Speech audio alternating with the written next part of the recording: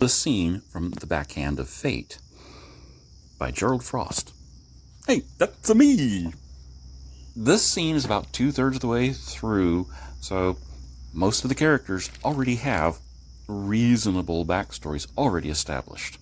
The plan was to spend a week of leisurely travel days to bring the tribe to Ford Falls Haven. At least, that was the plan. At least it looked leisurely on the surface. Along the way, the hunters calmly kept the tribe from spreading out along the snowbound wilderness trail. Though not necessarily marching in family formation, the hunters kept everyone tight together. They were on high alert, and they didn't have any patience for children wandering off. So, being children, on the day they left Brookhaven during the mid-morning rest stop, Scatter and Scamper had to wander off to explore a wide snowy meadow. 4 hunters ran off in formation to escort them back. Salty could see no danger, but just as soon as the boys got their butts back to the cooking fire, their mothers went into high-speed scold mode. The young boys were contrite and didn't wander off again for the rest of the trip, though if truth be told, it had little or nothing to do with the scold. The hunters had come only halfway back with the boys, but stopped and didn't rejoin the fire with the rest of the tribe. Whistle calls came from the hunters. "Clear," ZZ said softly, locking eyes with the big man to be sure that Clear listened and understood. "Stay with Salty. Guard the far side of the perimeter, but don't go more than 10 steps from the fire. Glare at random roots in the forest. Project tough. You know the drill." Clear nodded and stood, drawing his 2 largest knives with his gloved hands. Perhaps calling them razor-sharp short swords would be more accurate. ZZ sprinted off, following the departing cluster of hunters, and caught them up quickly. More whistle sounds, and the second group, of which ZZ was a part, didn't join the first but flanked it. Bows with arrows notched appeared in their gloved hands, but the arrows weren't yet drawn. 2 groups focused and trotted parallel to each other. Multiple whistle calls were overlapping. Near the far south edge of the clearing, they stopped and spread out in an arc. And the whistle calls changed. Salty stood up to see what was going on, but ZZ's mother tugged on the hem of her jacket in quiet warning. As she sat, she noticed that all of the women were armed. Okay, copy the natives, Salty thought. She pulled out one of her knives, and with her hone she worked on its edge quietly, as if that's what she'd been planning the whole time. Scamper and Scatter were still getting lectures, but they were watching the hunters. The scolding juddered to a stop as their mothers started watching the hunters as well. Clear, as per alert guard duty, watched where the others didn't. If it turned out that the hunters were following a distraction, he would be the primary defense of the tribe's heart. He was the only one who didn't see what happened next, but not because he'd closed his eyes or didn't want to watch. The whistle chatter stopped, and ZZ's father whistled the count. 3 short trills and a long pause. 2 short trills and a long pause. 1 short trill, and after the expected pause, all of the hunters loosed their arrows at once. All of their arrows landed in the same nondescript pile of snow, which exploded. The hunters loosed 2 more rapid volleys at the white thing that was charging them, and one of the arrows chanced to hit something vital. Not to deny the skill, for hitting the charging beast was the definition of skill. They loosed another set of arrows as the creature fell, and then waited. Arrows were nocked and ready to be drawn. A second creature burst into motion. Though they all targeted the beast, no one fired at it. The air was suddenly full of snow and whistle calls. The second creature was hitting away into the forest, and the snow was being flung up behind it like a fountain. The predator was literally digging the snow off the ground and throwing it up in the air just to stay low. It howled as it entered the forest and ran off at speed. After 10 seconds, it howled again, in rage or in grief, and then again further off in the forest, its howl attenuated by distance. The hunters went back to calm whistle chatter, and a decision was reached. Kite loosed a single arrow, a headshot to the downed beast, and no response. A grace note to make sure that this beast's song was definitely over, making sure that it was absolutely dead.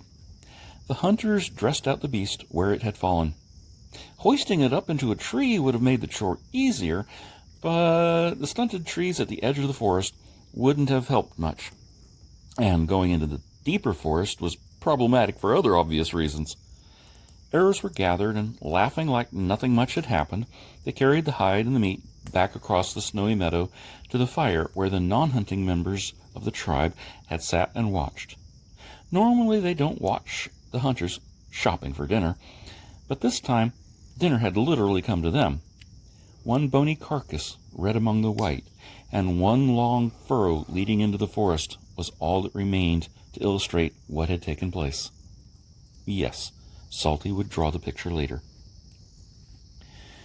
About a 900-pounder, Kite said, settling into the fire, calmly cleaning and honing a knife that he had just used to butcher a predator that outweighed him 5-1. Only when it was done to his satisfaction would he slot the knife back in its belt sheath. "We'll eat well tonight." "What would have happened if the boys had gotten to the far side of the meadow?" Salty asked. "Nothing good," Kite said. "What we call death by natural causes. We'll have to be careful for a few days. They were either a mated pair or siblings. If the second comes back for revenge, it might do a run-through. They were 12 feet apart?" "About that, yeah," Char said, not looking up from his personal prayer of knife care. "We took the close one, but we never had a shot at the second." Knives were calmly cleaned and resharpened and put away. Bowstrings were stood down, but ready to be stood up again if more danger or dinner came their way. Used arrows were inspected, and the heads were removed from the damaged shafts, and all useful components were stored carefully. An arrowhead is a valuable thing, and obviously that would be saved. Any intact arrows were quivered for later use. Chatter continued calmly. "Are there any more monsters like that out by?" Clear asked. "Oh, a few," Kite said. His fiancée was sitting by his side.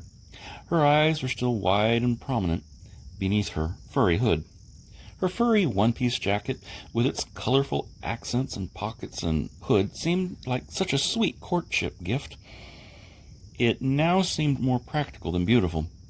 Though she was frontier-raised, this was actually the first time in the wilderness. Predators on the domesticated western side of the mountain were never this big. A 400-pounder was extremely rare, and any hint of one was grist for the gossip mill. "They'll fade back to sleep as soon as the winter cools them down. Check this out. There's still some summer brown mixed with the white coat. We won't get much for this hide. It needs to be all brown or all white. Shades of brown under white? No way. It'll look dirty no matter how much you clean it." "Workerwear," Duckweed agreed with a shrug. "It'll never be the expensive jacket of a rich lady.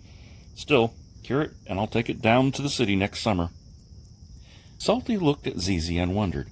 10 days of solid snow on the ground, and these predators still seemed pretty alert. She shuddered. It was probably from a stray gust of wind finding its way into her jacket. "To y'all vegetarians, this is the wild side of the mountain. When it's trying to eat you, it's different. Just because you tell the lion you won't eat him doesn't mean the lion won't eat you," and other such platitudes. This was the first hunt. Danger included, gore left mostly behind. There will be more hunts, but generally I'll leave them in the background. Fair enough? This hunting tribe knows what it's doing, and safety is always the prime goal. The hunters didn't scold the kids. They saw the dinner beyond the danger. Okay, I did not start that one with a super good intro. The intro that I have it with just does not set the time, except it's the scene that follows the scene before. There didn't seem to be a lot, and also the tribe identifies, because you've had the same characters for 30 pages, it pretty well sums up who everyone is. Now, because you haven't read the preceding 70k words, Salty is a city-born young lady that wants to do some research in the wilderness. ZZ is wilderness born, and he has been put in charge of her safety. Clear, also more or less from the city, but you'll learn more about him later. He's her guard. He is a force of nature, and you'll learn about him as well. ZZ is falling in love with Salty, and she with him as well. But that's just going to happen on its own. Let's see. Kite's fiance. She doesn't get a name. I'm sorry, there's just not enough dialogue from her to warrant yet. Maybe she'll get one in the next book. But for now, she is there to show that the wilderness is not something that people should be in. It's dangerous, and on the map, quite literally, it says, "Here be dragons." Well, they took a little one, and they're going to eat it for dinner.